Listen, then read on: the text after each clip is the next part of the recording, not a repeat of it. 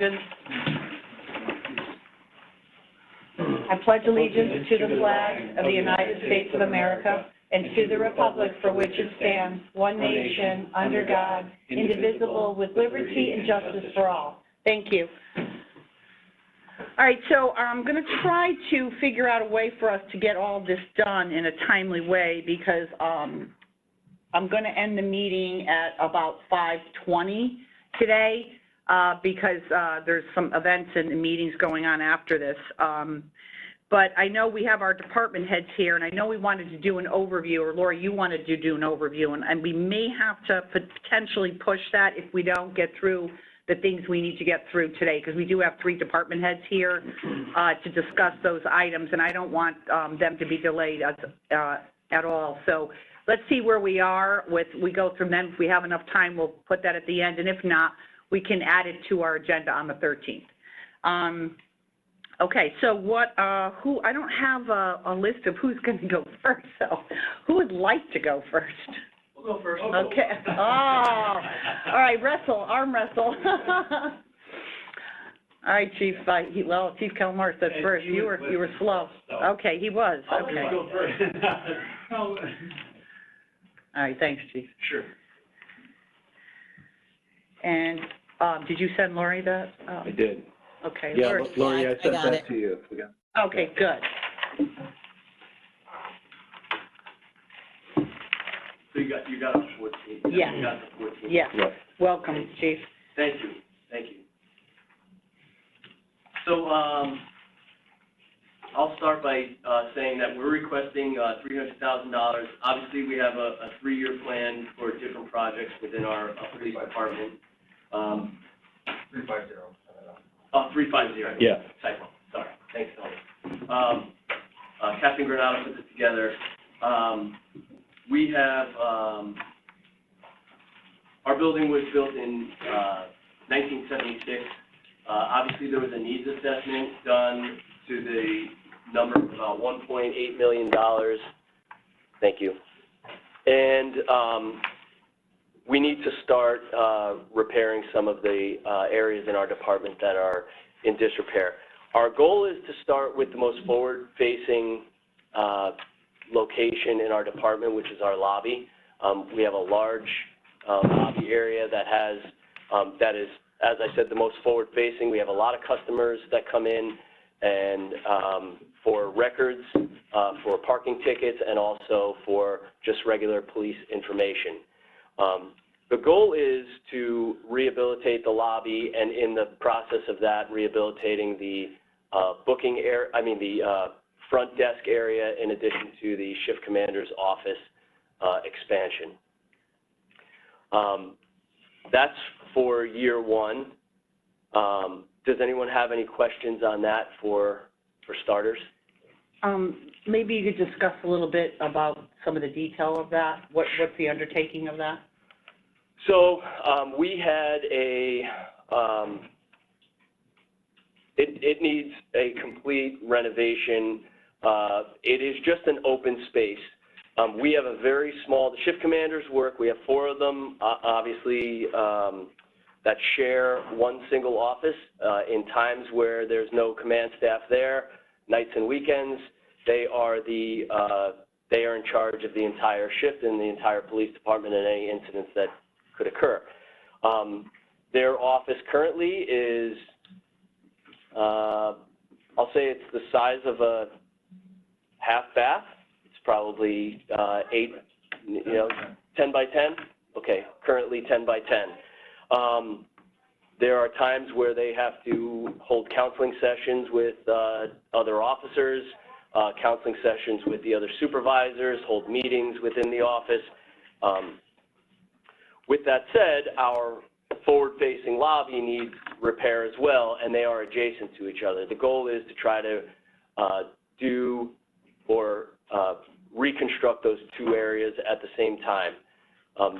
The cost of this is a little bit higher because it is adjacent to the shift commander's office is adjacent to the lobby, and we have to make sure that there are protections in place for the officer behind the glass. We currently have bulletproof glass in front of the front desk officer, and the shift commander's office would be adjacent to that, which would also require some ballistic protection for that as well.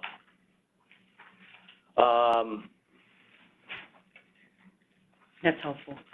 And I know that's expensive, right? It is, yeah. I will say that this estimate is a very rough estimate based on, not based on any type of professional cost analysis. We looked at just basically an estimate on other items that we've looked at in addition to the needs assessment that was put forth from the consultant for the town, and we based our estimates on that. Okay.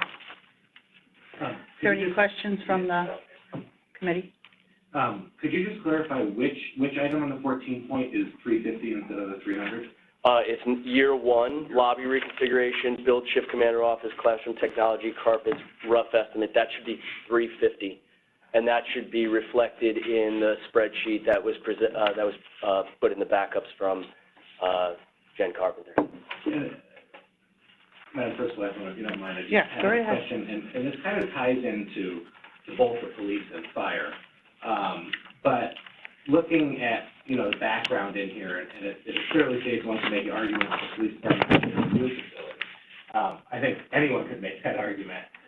Just curious from a long-term planning and what is done, and I apologize if I haven't been in the loop on this, but what was ever done strategically, plan-wise, to look at the potential of, the police and fire department of new facilities down the road, planning in a phased approach, or a new building, possibly relocation of one or a combination, anything like that? Can you comment on that, or anyone else? Chief? I guess I have my own thoughts about it. As I said, our building was built in 1976. I can say that many of the infrastructure is failing. We have many drains that don't flush, many drains that don't go down. We have electrical issues. We just put a $500,000 HVAC on the roof, which is working, probably too good sometimes. I think as far as capacity, I think our building probably just needs a little, I think that the square footage is there. If we took a broader look at what if that square footage can provide us with a little more space or a little more reorganization, I think that would be helpful. To kind of answer your question about new facilities, I have a vision. It's not really, it would be costly. I would like to see a public safety complex. I would love to see police and fire buildings right next to each other as they are. Perhaps make a walk over the top, garages that can accommodate not only maintenance but also fire trucks and police cars together. Maybe a municipal garage where Operation Hope is. I mean, if you sit me down with a sketch, I have some ideas, but I mean, we can get big here. Well, and I thank you for that, but the only reason I bring it up and to the work group here is, I've been most recently last night in the police station with my son, for a tour and the Cub Scouts, and I've been fortunate enough. The fire department was very supportive of the Cub Scouts popcorn sale, so we've been going around and making the tours, and what I see is a lot needed, and obviously we only have so much to work with. But I just bring it up because it looks like in both plans that there's a lot of, and nothing negative saying here, it looks like a lot of Band-Aids. And I'm just curious, this may all go through and everything, but looking long term and down the road, in the next decade, does it make sense to consider something like the chief just mentioned, or a relocation? I don't know if the Mill Plain Road lot where the COVID testing site, is a possibility or whatever. I mean, this is a huge undertaking, so it's not anything in the next 5 years. But I just throw it out there because we're talking about putting, you know, millions of dollars into these buildings. And we just don't want to get, as we've talked about with the Board of Ed, you know, we're talking about the next 5 years, and 5 years from now, all of a sudden, we're talking about something major and different, so. No, I understand, and the chief has shared those, you know, long-term, the fire chief, those terms, like a public safety sort of compound, and I think that's a great idea, but I think we work our way towards something like that. I mean, obviously, we have a lot of competing needs here, and similarly, I mean, this building was built in the 70s as well, and it's antiquated, and we're doing our best to reorganize what we have here, you know, by we're moving conservation downstairs, we're trying to bring our IT people out from the basement, which is not a great location for them to be, and we're doing that sort of re-engineering inside. You know, I've talked about what are we going to do at Old Town Hall? It's sinking into the ground, it's a very old building. Should we add on to this building and use that as a, you know, different space because of the age of it? There's a lot of things. But I think that what Chief is saying is that he's got a good shell, he's got a good, you know, bones. It's not a building built in the 1940s or, you know, it's a decent building. It just needs a refresh, it needs a reorg, and it needs updates. And I think we should be able to do things like that. Obviously, if this building was built in, you know, 30s or 40s, we'd be having a very different conversation. Yeah, thank you for that. I just, and I bring it up just from my experience on the Board of Ed. Yep. Because when we start opening walls and whatnot, yep. And one of the things that, you know, our Executive Director of Operations has done in the last few years is really try with our waterfall to update to realistic numbers. Mm-hmm. Because for a long time, we had numbers on our waterfall, and then when we went to do the projects, they were astronomically higher. So I just, you know, I caution on, and not necessarily, maybe I'll have more questions from the fire department, but, you know, just for the numbers, not supporting it, but just making sure that they're high enough, especially with costs now and then escalations moving down the road. Right, and these are ballparks, obviously, right? But I think, you know, when the chief brought this up in our internal discussions, you know, you do have this issue where these guys are crammed in there. It's not an optimal place for them to be, and if we can do something to fix it, I think it's worth looking at for the group to look at. I'd like to look at it, and the safety issue, obviously. You can't have them exposed to the possibility of being. You have to have the safety situation addressed when you. It's not the same stuff.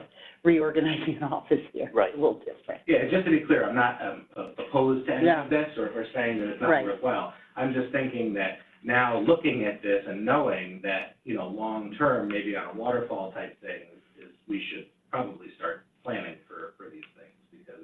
No, and that's the point of this, just to get everybody sort of, the point is to let the other boards know what I know, what we know. I mean, most of these items have been on a waterfall, most of the items, all the waterfall items were dumped into this. But then there's some other items we want to make sure that other boards are aware of, that we're aware of. And as we've talked about before, you know, as you get out farther out on the capital plan, these things, the numbers don't hold up. And then you have to refresh every year and look at them. So it's hard to put a number on something 4 years from now that is going to be something you can really count on. Can I jump in and ask a question here? Mm-hmm. And actually, I don't really think this question is for you, Chief. I think it's more Madam First Selectwoman and Jared, kind of in your direction, because I look at some of these projects here, like lobby reconfigure, carpets, you know, refreshing men's and women's locker rooms and stuff like that. That, to me, that seems to be like routine maintenance that should go on in a building. Do we have schedules for this type of work? Because it seems to me like the majority of this stuff here shouldn't be part of capital planning. It should be just stuff that's regularly done every few years to all these buildings. We do that. Yeah, I mean, we do refresh in an operating budget, carpets and things. With this reconfiguration, it's more expensive. That's a capital project because of the safety wall, and that's something that would exceed an operational cost. Okay. I mean, they would do the carpets during that. But, you know, we swap out carpets, well, not that often, but we swap out carpets when they're, like, really bad, and that wouldn't be a capital thing. Or fix a sink, or, you know, fix a drain, or... Okay. So, Chief, just one other question, though. So, in looking at these types of projects, did you guys look to see if there's any efficiencies in perhaps doing most of this stuff at one time rather than spreading it out over 3 years? Are there any cost efficiencies if you do it that way? So the men's and women's locker room, we actually look to separate into 2 separate projects over a 2-year period.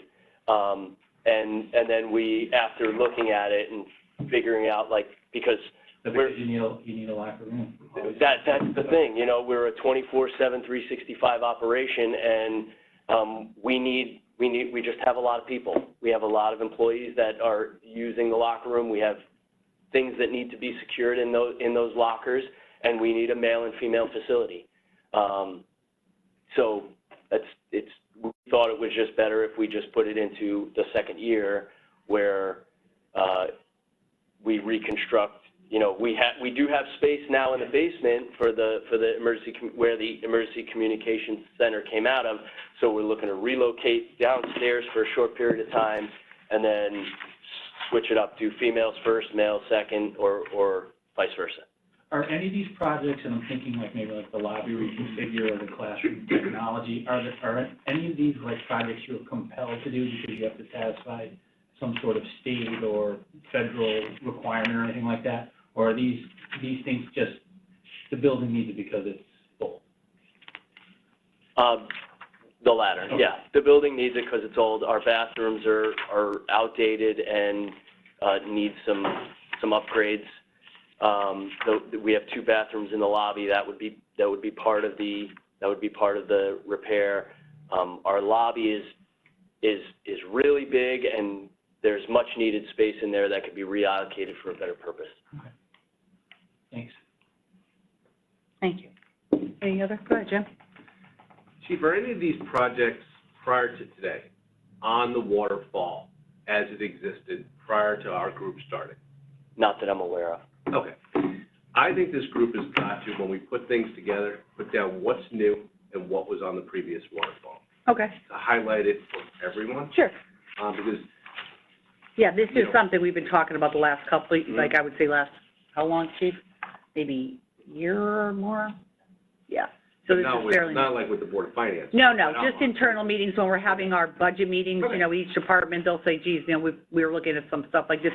And this is sort of spurred also by the facilities report we paid for, which you are aware of. Yep. And it did, you know, it outlined some of the needs of all of our town buildings, including police department, fire department, every building we own.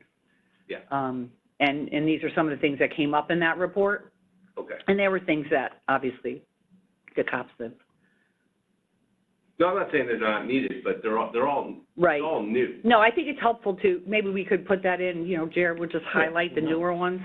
Yes, because at some point, the projects are all going to have to be prioritized, including the ones that were on there, and some might have to be pushed back further than no, without a doubt, without a doubt. And priorities really, right, the most important. You know, having seeing over $100 million, maybe $120 million, I don't know what the number was we saw yesterday or the day before, of WPCA projects. Right. Board of Finance, which I think we have to have an entire meeting on. Yeah, we're going to have next week. It's going to be challenging because nobody really knew the number was anywhere near that high, and I question whether those numbers are even correct based on today's numbers and the quotes that we're getting back that are sometimes 200% more than we are saying that they're going to be. So, God forbid those numbers are 200% more, then that could go to $360 million.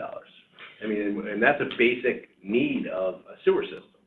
Right. I mean, listen, I get it. I think some of the issue that the Board of Finance had was when Bill Hurley, the way he explained it to me, was the ballpark estimate was different than the actual real estimate, that, you know, you cost out the labor, the materials, all that. That's why, and I heard you guys, when you spoke that night at the meeting, that's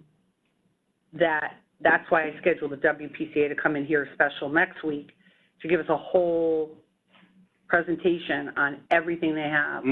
And I think, and you and I talked about this offline, that we need to have a frank discussion about, because I know they raised the rates and stuff, but right now their list of projects exceeds their balance, their fund balance that they're generated by a lot.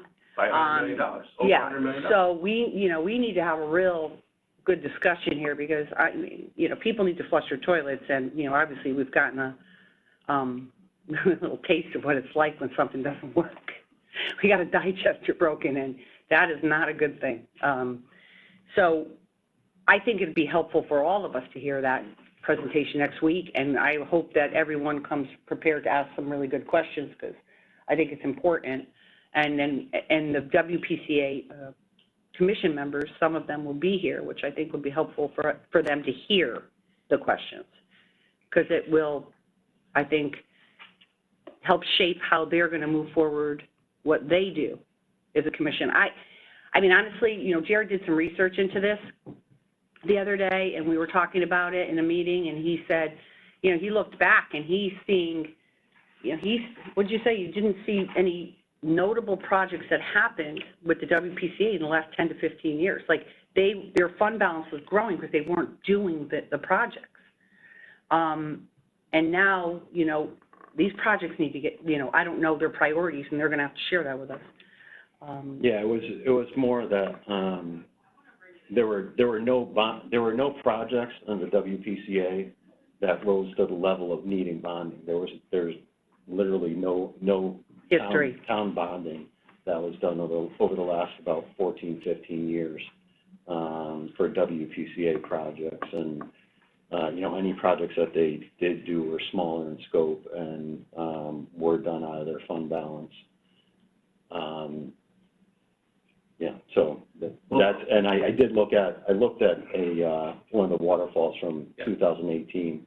A lot of the same projects are on there, and the dollar amount is not what we're showing now, but it's pretty close, because they had a lot of those same projects on there. And to your point, that could be a sign that the amounts are outdated. But I think the issue was that at the time, the projects weren't put into, they were kind of off to the side, and it was almost an afterthought, and they weren't included in the summary page, or because I think there was just a practice not bonding for those projects. Now, I think we're seeing a need to really start to get some of those projects done, and it's going to require, to some extent, the use of town bonding, and so I think it should be incorporated into the overall package, which we started doing.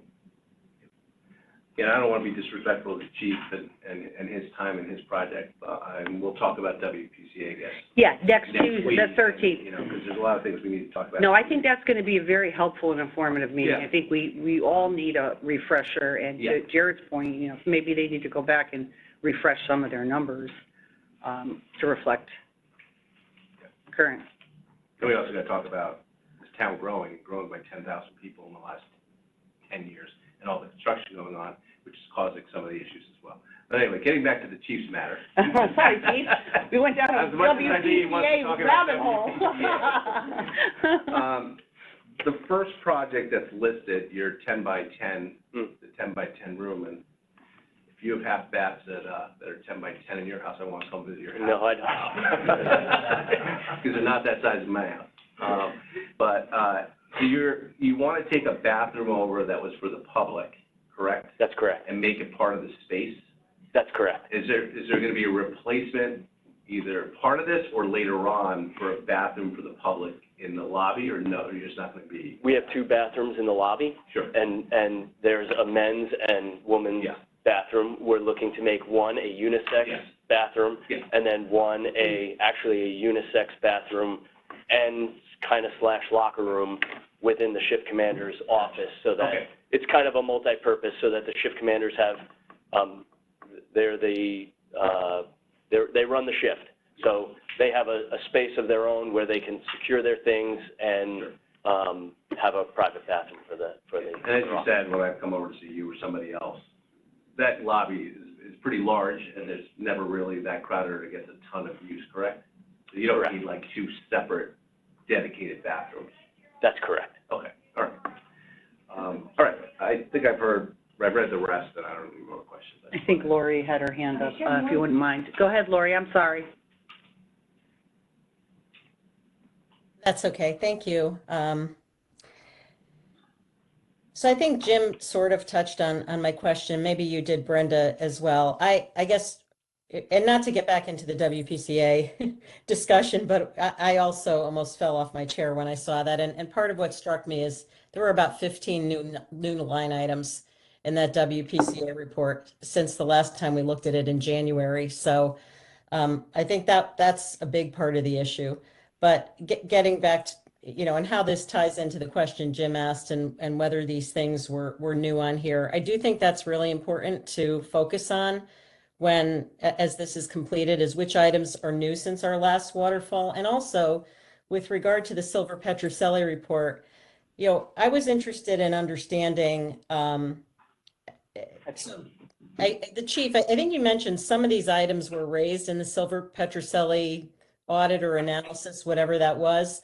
But I think part of what's helpful to understand is how do those two reconcile? So the Silver Petroselli report listed a whole bunch of issues, and as I recall, they rated them at certain levels of urgency. So they had, red ones that were health and safety issues that needed to be addressed immediately, and so on and so forth. So, as we go through this, and not just for the police department, but for other departments as well, I think it's helpful to understand how these requests capture what was in that report, and if we are, with these dollars here, addressing at least all of the urgent priorities that were in that report, or not. So maybe you could just kind of comment.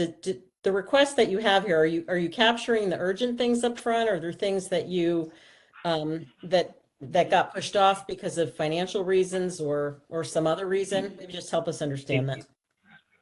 So I think that's a good question. I think some of the urgent things that happen, we take out of our building maintenance and repair budget. We have a line item for that and we try to repair those things as they come.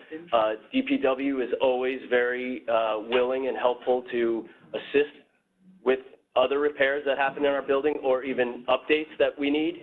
I think the goal here, a lot of the stuff that is illustrated in that report, there are some maintenance items that need to be addressed, yes, but I think the way we prioritize it is which is the most forward-facing to our community. And that, I guess, for starters, for us, is the lobby area. And if we're going to update the lobby area, we're going to try to utilize or allocate the space as best we can. Got it. Okay. I mean, is it fair to say there was nothing urgent in that report that you've deferred? Nothing urgent that I thought should be put in the capital planning. I think, like I said, we're kind of covering 2 bathrooms if we redid the lobby. I think we may, as Mr. Asa pointed out, once you open up the walls, sometimes, you start to find other things. And I think starting on the ground floor is helpful because I feel like our plumbing infrastructure, we have some issues with that side of the building particularly. And I think we may be able to make some corrections once we open up that infrastructure. Got it.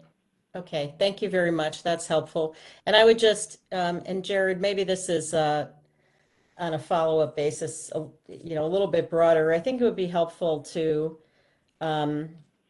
as part of this process somewhere along the way, get some updates against that Silver Petroselli report and see where we are in terms of progress on the urgent items and to what extent broadly our capital plan is addressing, all of the items in that report that were identified as important issues. So thank you.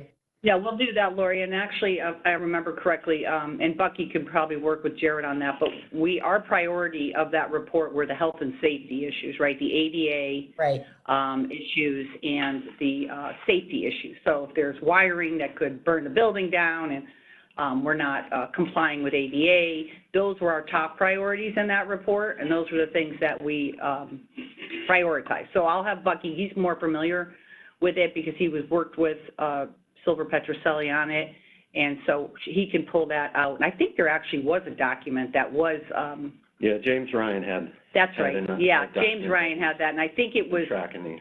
shared probably way back when it first came out with boards, but obviously I think all of us need a refresher on that health and safety and Yeah, and we priority. voted to allocate some money to some of those issues back in the spring, and it was that we basically appropriated a bucket of money to do a bunch of things. But I guess what I'm not sure of is how much of that got done, if that was enough money, or, you know, again, as we go into this, how, you know, I think it would just be helpful to that everyone knows that those critical health and safety issues are getting prioritized against, you know, perhaps some of the other things in here that might not be as urgent. So thank you again. Right. Thank you. Jen, did you? Sure, just really quickly. Hi, thank you. Quick question. I see in the 14 point, oops, sorry, I'm used to holding the button. On the reliability of cost estimate number 4, then the RFP had been put out for an architecture company to come look at like the hazardous materials that may be present, structural issues, get a better configuration, but that the cost exceeded what you had in your operating budget for that year in order to get that done. Is that something that you're doing now or looking to do soon in order to get, you know, a firmer up number here? I think so. The cost out that we did, I think those numbers are old. Just based on my opinion. Right. Tony, when were those done? Those were done in November of 2021. That's what I'm saying. Are you looking to add something in, you know, is it in this year's budget or a next upcoming request to actually be able to hire the firm in order to get the better estimate? I think, Chief, if you want. Yeah, sure. Don't mind. The idea is that the first allocation for this for year one may include some costs related to an architect, and design. Yeah, wasn't that in this sheet here, this one? Yeah, I'm just speaking specifically to Silver the things in here. Petrocelli, they, So does that get into the hazardous material search? Right. The structural considerations? Right. That all gets into that? different, yeah. Okay, so that's part of the proposal for the first phase. Right. Thank you. Thank you. I see Mark, you have your hand up. Yes, good afternoon, everybody. I agree with Mr. Walsh. My biggest concern, I don't think this is a big ask over 3 years, coming in at $1.15 million, but you know, these are rough estimates, and my concern is this could turn into $2 million, or, you know, Chief, you just mentioned the plumbing issues on that side of the building. I mean, that's not cheap if you have to, you know, go in and do a lot of work there. So my biggest concern is I believe this stuff needs to get done, definitely, but I'm just concerned when we say, you know, these are ballpark figures. I have a lot of concern with that. You know, we go back to the tennis lights, you know, $100,000 quickly became $200,000. So it just scares me when we ballpark things. But again, you know, as we talked about even during that meeting with the lights, you know, each of these projects, we're putting together a plan the best of our ability. We're not going to have the, you know, the most precise numbers on every single thing, except for the year one, hopefully. We'll have very tight numbers there, but as we move out, those numbers will change. But again, we have to prioritize regardless. And then as projects come up and we make decisions to put forward projects through the funding bodies, that's when the numbers really get tightened up. And those are when decisions have to be made. You know, my administration will look at those things as they come up if they're in a slotted year. So for example, after we approve the first year, then the second, you know, the first year of the 5-year plan will come up the following year. Obviously, we're going to have to sit down and crunch some numbers before I start bringing things up before any funding bodies, and then make decisions based on that. And then my hope is that the capital workshop will reconvene, you know, after we get through with this work. And I know this year is going to be the hardest because we're really doing all of it. You know, we're putting together the next year's and a 5-year. It's more work, it's more, you know, information. But each year it should be a little bit easier because we're going to just be updating, getting harder numbers, and potentially moving the puzzle pieces around based on those numbers. So, I mean, don't be scared. I mean, this is the work we have to do. Well, Brenda, I mean, I think we have to tackle the things that are before us, and we have to manage it just like anything else.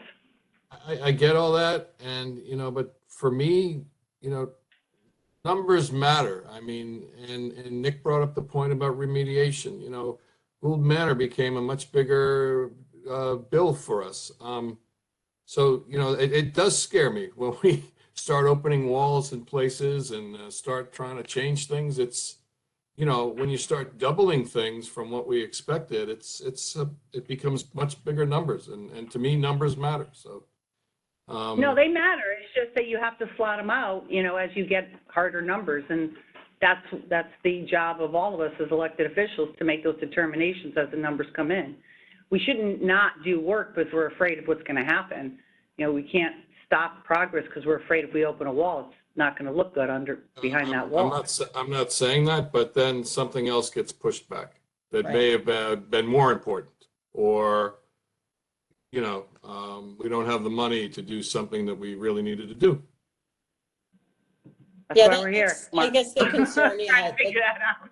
Well, yeah, I think what Mark's saying, and I agree, is that, the dollars might end up changing the priorities, depending how reliable or unreliable they are, or push other things off. And so that's where it matters. So, I also understand the difficulty of trying, I mean, it's not like we can, off the bat, get every one of these precisely. And it might not even make sense to do that today if these aren't projects that are going to be undertaken in a year or so. But I do share some of the concern about the reliability of the numbers, because, it can change other things. So. No, absolutely. And so what the purpose of about department heads coming before us is to give the information so that we have it, and we're prepared when we meet back in January for our slotting of priority items throughout the next year and then the 5-year. So I want to kind of focus our attention, because we do have 2 additional departments to present to us tonight, and just so we can get a sense of their projects and understand them a little bit better. So when we do come back in January, we have a fuller understanding of those things as we move forward. Chief, is there any other items you want to discuss on your? Well, I was asked a question about, was there anything that related to statutory requirement? And looking at some of the notes here, the mental wellness holding area is a statutory requirement for accreditation, and we do not currently have one. So at some point we are going to, that's in the FY 24-25. I'm going to be totally honest with you, I don't know of a police department that has one at this point. I can say that our mental health and mental illness calls have skyrocketed across the country. And I know that Weston is building a new police department. Bethel just built a new one fairly recently, and Stanford recently built one. I don't think they all have mental health or mental wellness holding facilities. So that's something that we have to dig into a little bit to see what kind of costs are related to that and what kind of requirements are also related to that. So is that something then that would move up on your priority list then? Perhaps. Okay. Yeah, I think that would come more when we redo the booking area. Okay. Yeah. So that would be helpful to know, like, what's stuff like that that's critical that you really need to do right away, as opposed to, like recarpeting, stuff like that. You know what I mean? Yes. Yeah. Thank you. Yes, sir. This has only become a federal law in the last couple of years, but the lactation areas you mentioned are a requirement now of corporations and public buildings of certain sizes. So I presume that's a new requirement that you're having to deal with, correct? We are, yes. Yeah, that's why it's in there, correct? That's correct. Okay. Is there any requirement that you know of that says it has to be completed by a certain date? Not that I'm aware of. Actually, the legislation, I was there when that passed.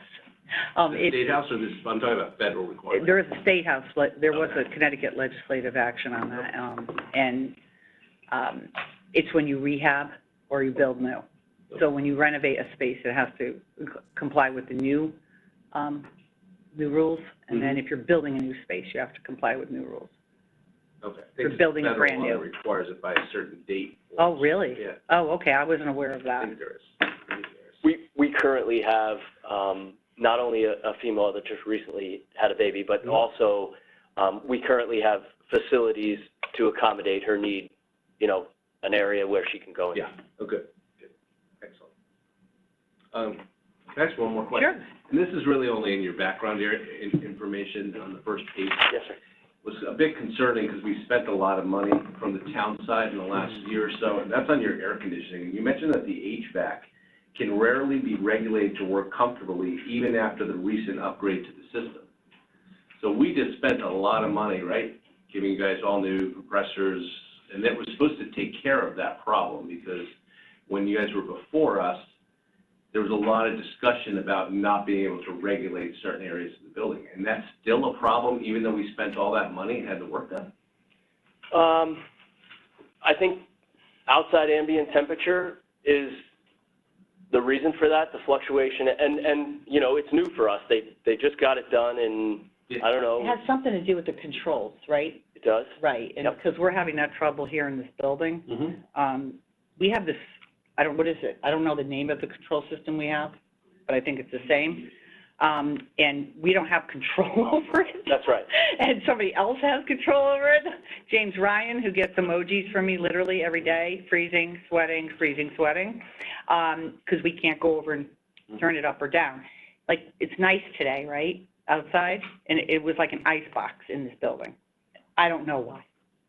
And I think it has something to do with the computer or whatever. And we had this problem in our schools, didn't we, Nick? Yeah, Johnson Controls or something having issues, it's not necessarily the equipment that was installed, it's the controls of big buildings. That's the kind of problem. Is that an area that you think is going to be fixed, or do we need to do something against the contractor who installed it instead it would be taken care of? I think it's different. Because we should be getting a new system. We should have told them our requirements, and that should have been addressed with all the money that we spent. All of it. That's It should be, like, I'm shocked to kind of hear that this was done seriously, that was a lot of money to do that. And, you know, we wanted to support you guys, and it's an old building, and it was time to have that stuff done, and now it just seems to be concerning that it's not working. Yeah, it's working. It works. It works. I mean, Yeah. it goes on, but then you're saying that it does not properly cool. I'll use your own word. HVAC can rarely be regulated to work comfortably. That's not working to me. Yeah. If that was your house or my house, I would definitely be going after the contract. Well, it's a different situation, and believe me, I talked to James about this when I first came in here, because obviously, you know, I'm in the HVAC business, and I was like, do I need my husband to come over here and fix this, because this isn't working? Mm-hmm. So it's not that the mechanicals aren't working, right? The compressors, the boilers, the hot water heaters, all of that. It's in commercial buildings, there is a control system that's a computer control system that's not necessarily part of the contractor. It's a system they are installing equipment into. So we have whatever, I don't know what we have, Johnson Controls. I don't know if we have it here, but I know the schools have it from my Board of Ed days. So they, you know, the guy comes in and he puts a new condensing unit in. It has to fit into Johnson Controls. Johnson Controls is managed by something else. Mm-hmm. And my husband says a lot of times it's a problem because of, well, there's a whole host of technical things, but I don't think the contractor who installed the condensing units for the system, which, by the way, was delayed because of parts or whatever, and they were all sweating over there all summer. Yeah, I mean, it was terrible. If I could just touch on that, DPW did the facilitation of the install. That money went into the DPW budget to handle it, and overall, we're very grateful and very happy. We now have air conditioning, and we now have heat. It is much better. Is it perfect? No. But it is much better. Could there be some tweaks? Absolutely. To the first select woman's point, if we had control of each office, that would be great. I don't know if there's the capacity to do that in each individual office. I can't answer that. It's so complicated with a commercial building. I don't want to waste a lot of time. We got a lot of other things to do. Maybe at a Board of Finance meeting, we can get Bucky there, since DPW's responsibility was to make this happen, and have him explain what's going on over there and what needs to be done. So I don't want to waste any more of your time, Chief. Thank you. Yeah, and we can always have Bucky just email, you know, the group to explain how this system stuff works, because I know they are different, and just because of my experience in this, the systems are very different. Well, the concern that are is, houses. I'm starting to wonder, and I'm not going here right now, but I'm just gonna say it, is we're about to spend $70-something million or more on Board of Ed things in existing buildings that were not designed for it. And now we're gonna be doing workarounds, and I wanna make sure that that all works. I don't wanna spend $70-something million. I mean, this was enough money here. I wanna know what is gonna be happening so that that stuff's gonna work, and I'm not gonna be having, you know, Board of Ed people come and saying your stuff's not working. And the kids are still hot. And we've spent $75 million. Well, I mean, that's a different discussion. You're not sweating. No, I know. I mean, you know, we're having a problem getting the police department not to be cooled down or properly cooled, in some areas being too cold and some being too warm. I question how it's going to be done at these high schools. Okay. So I just want to remind everybody that we do have 2 additional department heads, and I want to make sure they have an opportunity to present, and we're going to be wrapping up at 5:30, so I want to make sure we do have enough time to do that. So are you writing down the follow-up? Mm-hmm. Okay, thank you. Any other items, Chief? Thank you. Thank you, Chief. Thanks, Chief. Actually, I think Cal Morris is now saying to himself, I should have went second. I did it for my men. Thanks, everyone. Okay. Thank you. Get everybody home for dinner. See ya. Chief, I'm trying to go, can you direct us? So I have 3 projects, 2 vehicles and one, Chief? station repair. Oh, okay, I got it, sorry. This one is the fire station, everyone? Says off the top? Yeah. Okay. Yep. Go ahead, Chief. So I have 3 projects, as I said. One, fire apparatus, which is in our long-term replacement matrix.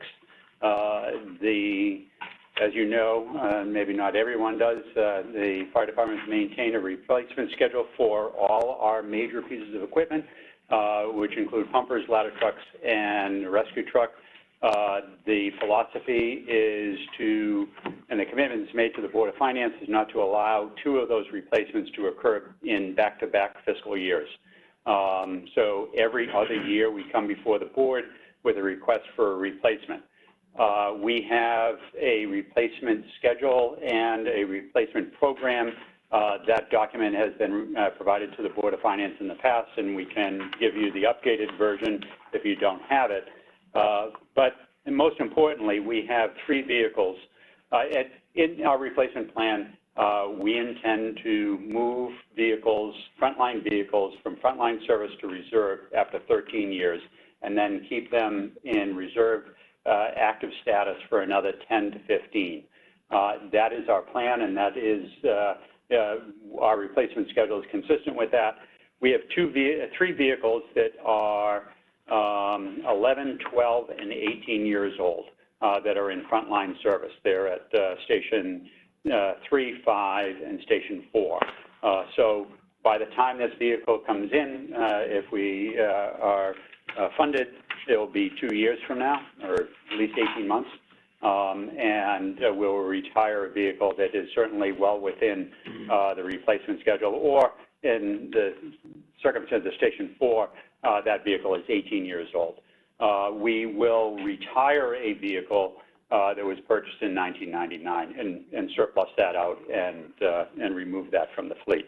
So that's the largest request, and I'll pause for questions if you have questions on that, or I'll go through the rest of them and then come back.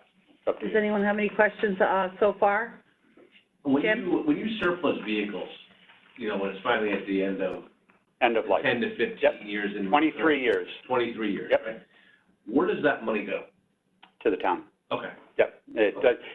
In the past, we have attempted, you know, to offset some of the purchase price. It's just too complicated. I understand. It gets surplus by the purchasing department. All of those funds go back to the general fund. Great, thank you. Do you guys handle that, or does the purchasing does? department The deputy coordinates with purchasing, and they handle it. Thank you.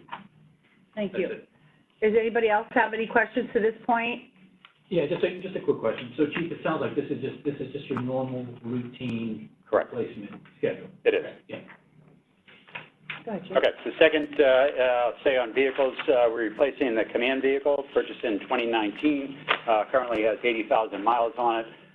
Again, if this is funded, will be 18 months from, or almost 2 years from now before it's received and put in service. We'll have well over 100,000 miles.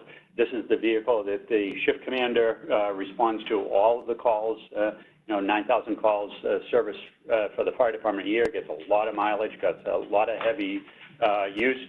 We keep the retired vehicle in service so that during storms we can have 2 command vehicles available.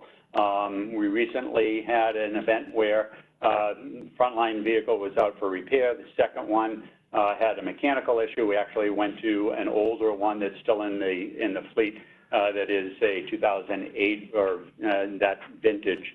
So these vehicles, we get a very long life out of them. But the frontline vehicles has to be a reliable piece of equipment that starts every time and operates very effectively. The difference between the current vehicle and this vehicle is we will add technology. It will operate as a command post. And I've shared the information with Chief Calamaris. When we show up at an incident that is very complex, whether it's Alto apartments or a school system, there are important decisions, whether it's primarily a law enforcement event or a police or a fire department event. We need information readily available. That requires computers and display screens and radios in order to coordinate all of the resources from the 2 primary departments and any incoming departments. We're going to build that into the command car, which makes it more expensive, another $20,000 worth of computers, but it will be a command post. You may be familiar with the police department's command post vehicle or the regional hazmat team vehicle. That's not a first 5-10 minute vehicle that's available in the first or 5 to 10 minutes. That's 20 minutes out. Go send someone back to bring it in and set it up. We will provide command post support for the police department, for law enforcement events, and also for fire department events. And it's a critical piece of, it's a critical upgrade for us to be able to have that. When you think of, in particular, active shooter type of events, how quickly they evolve, being able to have that information from the Board of Ed cameras inside the schools to be displayed on a screen on the back of a vehicle in the first minute of our on-scene time is really, really important. And it's one that both the police department and fire department will benefit from. So that's the command car. Go ahead, Nick. Just a quick question. I fully understand the build-out time of 18 to 24 months on a pumper. Why is it this which starts with a standard chassis pickup? They are just impossible to get right now. Oh, so it's a supply chain. It's a supply chain. Oh, yeah. Oh, it's a supply chain issue. Yep. Yes. On the new command vehicle, you mentioned that equipment. Are you also putting that on the backup car too? No. Yeah, it is, it's too expensive and wouldn't get enough use to, upgrade the existing vehicle to that capability. What we have right now is our cell phones, an iPad, and a whiteboard. So I think it's a quantum leap improvement that we will have with this capability. Okay. So when the new one that you purchased, eventually that'll be going into backup. Correct. That'll keep that equipment, or will you move it over? I don't know. Okay. That's 5 years down the road. Certainly there, all of the computer refresh plans for those computers that are in buildings are in time frames 3 to 5 years. Whether we, maintain that capability and replace with new, I would say most likely we would put new equipment in the new vehicle 5 years from now, but I think it's premature to make that commitment. Okay, thank you. Thanks, Jim. Does anybody else have any questions to this point? Just same question, Chief. So this is the routine vehicle replacement Yes. schedule as well? Every 5 years we replace the command vehicle. Yep. Okay, and the last item is our station renovation plan. We have been doing this for several years now, committed $250,000 a year to upgrade our facilities. And because others asked the question about the police department, and their plan as it relates to the larger Silver Petrocelli plan. One, I absolutely agree with the police chief that, you know, some public safety campus in the future that makes sense for the town of Fairfield, but we have some urgent needs right now to keep the doors open and the lights on. And the fire department's needs are very basic in our proposals. We're upgrading bathrooms. These bathrooms were built in 1954, and they have not been upgraded since 1954. So you can imagine what they look. This is a sanitary issue. This is gender equity issue that, you know, we needed to put a women's bathroom in Station 2, and we have to do a women's bathroom at Station 1. We need a handicap bathroom at Station 1. So these are getting to you know, what is expected in a public building, certain 24/7 operation. These are very old buildings with very antiquated plumbing. You talk about behind the walls type of issue and below the floors. We have a lot of nightmares in our fire headquarters. It was built in 1954. This is a urgent need for us. We are going out to bid. We're working with Gerald Foley to bid this. We bid it previously, and you saw in the backup there was, those numbers were $312,000 to $415,000 to do three bathrooms at Station 1. Clearly, we need to rebid this, and that's why we separated it out. We did the bathrooms at Station 2 on Jennings Road, and we reserved that and wanted to rebid this part of the project for Station 1.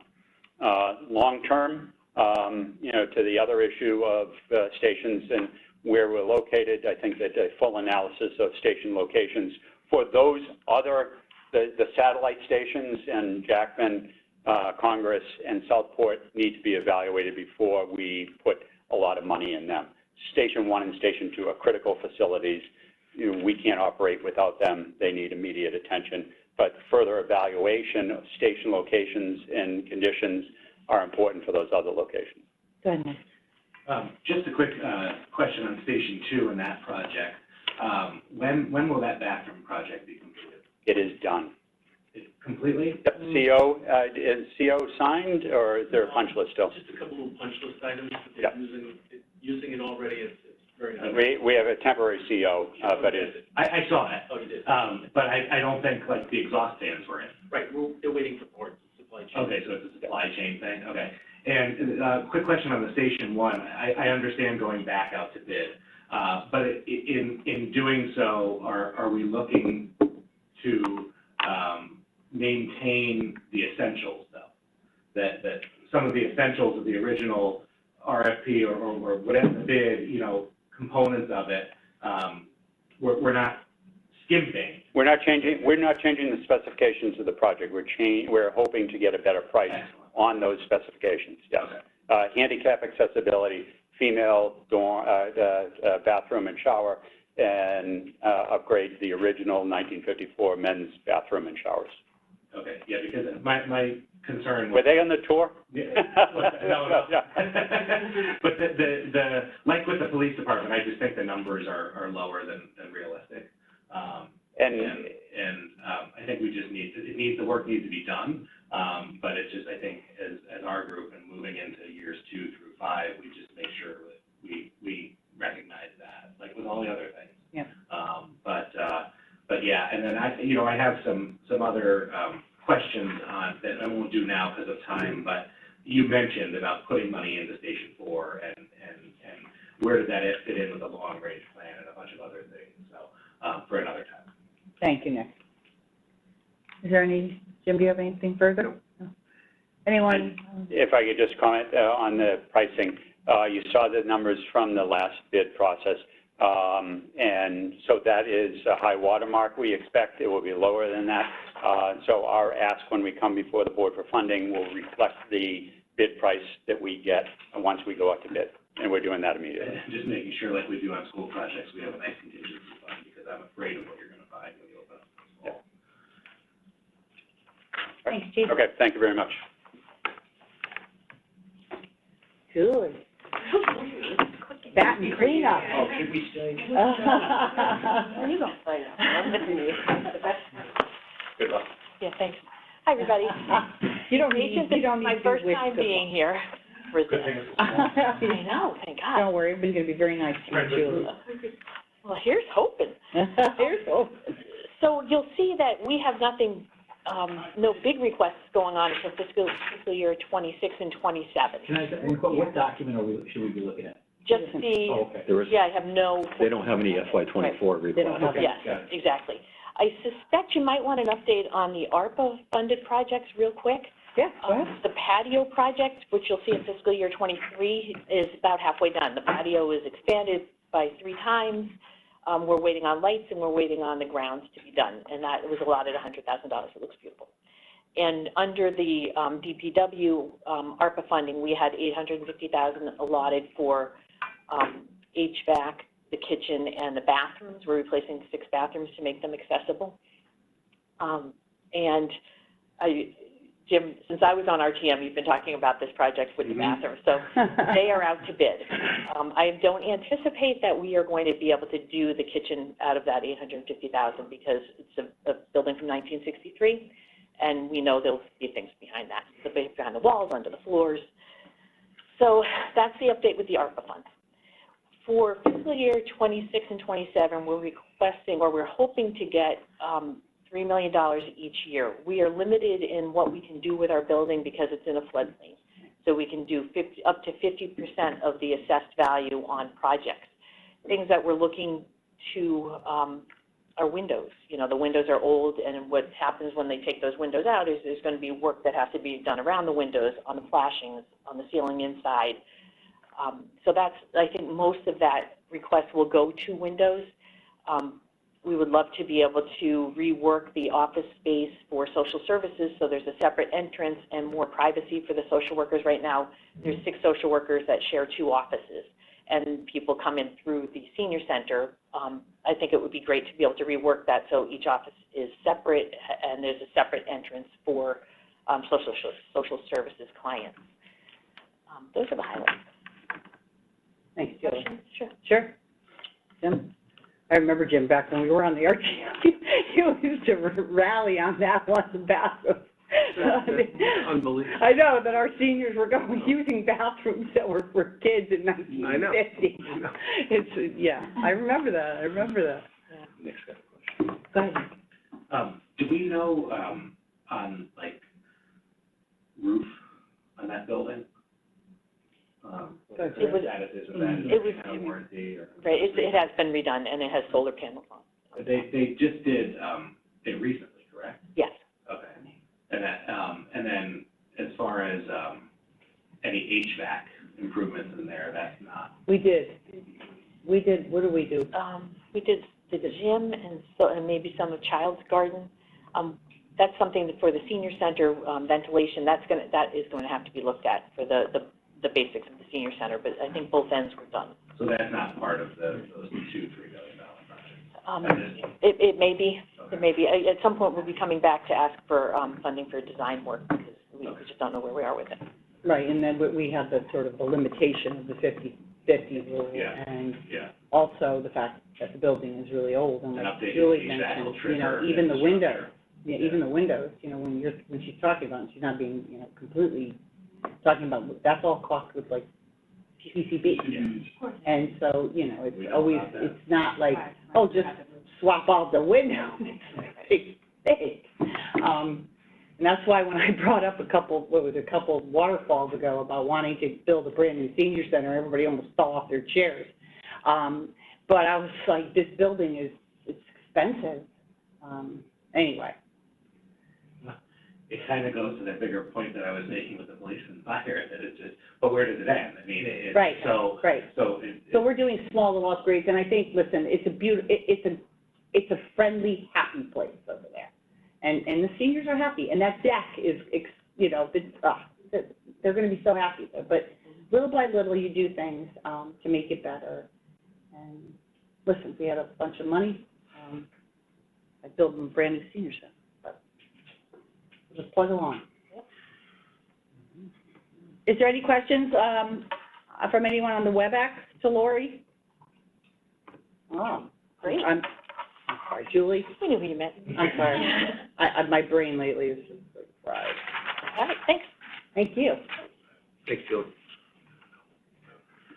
All right, I think that, Chief McCarthy brought up some, he was trying to be, and I know everyone was trying to be, cognizant of our time, restraints tonight, but, I think when we get into the slotting of things, the chief's right, there's some big needs even on the fire department down the line with our facilities, and these are things we're gonna have to start talking about, how we're gonna manage all this stuff, because there are some issues, to deal with a whole host of things. So I think that January meetings are going to be very lively because once we have all the info and that we, absorbed it and read it and understand it from the education, from the town, from the public safety, everything, I think that's where the rubber's going to hit the road, I think, to a certain extent.